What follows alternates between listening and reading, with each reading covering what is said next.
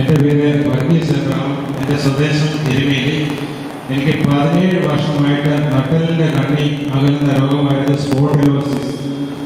ആദ്യത്തെ ദിവസം തന്നെ ഒന്നാമതായ ടെസ്റ്റിൽ 17 വർഷമായി നട്ടലിൻ്റെ രോഗം ബാധിച്ച വർഗീസിനെ സുഖപ്പെടുത്തുന്നു എന്ന് പറഞ്ഞു. അന്നേരം മുതൽ എൻ്റെ ശരീരത്തിലെ വേദന വിട്ടുമാറി. യേശുവേ നന്ദി, യേശുവേ. എൻ്റെ പേര് അഭിമൻ, ഞാൻ ആലപ്പുഴയിൽ വരുന്നു. എനിക്കിവിടെ വന്നിട്ട് കിട്ടിയ ഏറ്റവും വലിയ അനുഗ്രഹം തൊണ്ട ശക്തി നന്നായിട്ട് പ്രാർത്ഥിക്കാൻ പറ്റും. അപ്പോൾ എൻ്റെ ജീവിതത്തിൽ ഇത്ര സന്തോഷത്തോടും വിശ്വാസത്തോടും കൂടെ തൊണ്ട ശക്തി പ്രാർത്ഥിക്കാൻ പറ്റിയത് ഇവിടെ വന്നതിന് ശേഷമാണ്. പിന്നെ ബൈബിൾ വായിച്ചുകൊണ്ടിരിക്കുമ്പോൾ എനിക്കൊരു ഇവിടെ പഠിച്ചുകൊണ്ടിരിക്കുമ്പോൾ ഞാൻ ഇടയ്ക്ക് ബൈബിൾ വായിക്കുമായിരുന്നു. ഏത് വചനമാണെന്ന് എനിക്കറിയില്ല. അപ്പനെയും അമ്മേനെയും ബഹുമാനിക്കണം എന്ന് പറഞ്ഞപ്പോൾ ഞാനൊരു +2 കഴിഞ്ഞ കാലം തൊട്ട് ഡിഗ്രി ഇപ്പോൾ റീസെൻ്റ് പഠിച്ചതിന് ചെയ്തിരിക്കുമ്പോൾ പോലും അച്ഛനോട് സംസാരിക്കാൻ പറ്റില്ലായിരുന്നു. എന്നുവെച്ചാൽ സ്നേഹമൊക്കെ ഉണ്ട്, മിണ്ടാൻ പറ്റില്ല. റോഡിൽ കൂടെ പോയാലും അങ്ങനെ അങ്ങോട്ട് പോകും. അപ്പോൾ എനിക്ക് തോന്നി ഇനി വീട്ടിൽ ചെന്ന് കഴിയുമ്പോൾ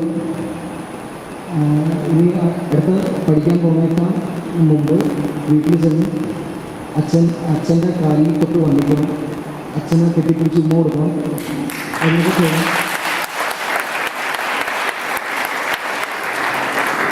അപ്പോൾ എനിക്ക് ഒരു കാര്യം ഉറപ്പായത്, ഞാൻ +2 കഴിഞ്ഞിട്ട് ഞാൻ പഠിക്കാത്ത കോഴ്സുണ്ട്, ഡിഗ്രി.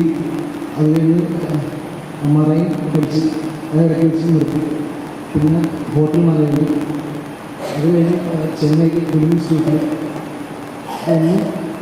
ഒന്നും എനിക്ക് റെഡിയാവാത്തതിൻ്റെ കാരണം എന്താണെന്ന് എനിക്ക് ബൈബിൾ വായിച്ചപ്പോൾ മനസ്സിലായി. ഞാൻ ഇതിൽ +2 കഴിഞ്ഞിട്ട് ഞാൻ പോയ കാര്യത്തിലൊന്നും അച്ഛൻ്റെ അടുത്ത് ഞാൻ പറഞ്ഞിട്ടില്ല.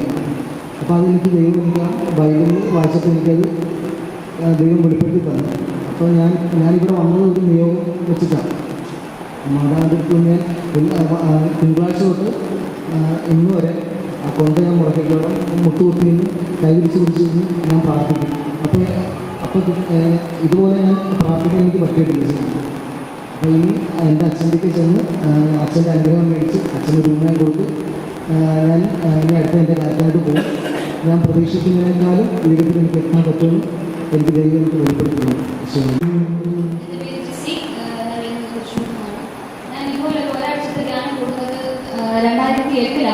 2008 ഇവിടെ ധ്യാനം കൂടാൻ വന്നപ്പോൾ ഇതുപോലെ സാക്ഷ്യം പറയാനായിട്ട് 2-3 പേരൊന്നുമല്ല, ഒത്തിരി ആൾക്കാരുണ്ടായിരുന്നു. അപ്പോൾ ഞാൻ ഈ സൈഡിൽ തന്നെ ഇരുന്നത്. ഞാൻ വിചാരിച്ചു ഇവിടെ ഒന്നും വേറെ പണിയൊന്നുമില്ലേ, ഇതെന്തോ കാണിക്കുന്നതൊക്കെ ഞാൻ വിചാരിച്ചു. പിന്നെ സിസ്റ്റർ ആണെങ്കിൽ ഇവിടെ അനൗൺസ് ചെയ്യുമ്പോഴത്തേക്ക് ഞാൻ വിചാരിച്ചു ഒരെണ്ണവും പറയും, ഏതെങ്കിലും ഒരു രോഗത്തിൻ്റെ പേരും പറയും. എന്നിട്ട് സിസ്റ്റർ ഇതിന് ചുമ്മാ ഇത് അനൗൺസ് ചെയ്തുകൊണ്ടിരിക്കുകയാണെന്നാണ് ഞാൻ വിചാരിച്ചുകൊണ്ടിരുന്നത്. അപ്പം പിന്നെ ഞാനിങ്ങനെ 5-ാം ദിവസത്തിൽ എടുത്തപ്പോഴേക്ക് ഞാൻ പറഞ്ഞു, ഞാൻ ഈശോയ്ക്ക് വീണ്ടൊരു വിസിൽ കൊടുത്തു. അതിൽ ഞാൻ പറഞ്ഞു, ഇതെല്ലാം സാധിച്ചതാണെങ്കിൽ ഉറപ്പായിട്ടും ഞാൻ ഈശോയ്ക്ക് സാക്ഷി പറയുന്നത് ഞാൻ ഉറപ്പായിട്ടും പറയും. അപ്പം 2000 ജനുവരി ആയപ്പോഴത്തേക്കും ഒരെണ്ണം ഒഴികെ ബാക്കി എല്ലാ ഈശോ സാധിച്ചു വന്നു. അപ്പം ഫെബ്രുവരി 14 അതിൻ്റെ വിവാഹമായിരുന്നു. 5 വർഷമായിട്ട് ആലോചിച്ചിട്ട് വിവാഹമൊന്നും നടന്നില്ല. അപ്പോൾ ഫെബ്രുവരി 14 ഇവിടെ ശനിയാഴ്ചത്തെ ധ്യാനം ഉണ്ടായിരുന്നു. അതിന് ഇവിടെ വന്നു.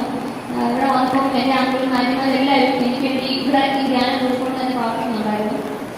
14 ഞാൻ ഈശോ സ്തുതിപ്പ് കഴിഞ്ഞിട്ടുണ്ടെങ്കിൽ സിസ്റ്റർ എൻ്റെ പേര് അനൗൺസ് ചെയ്തു.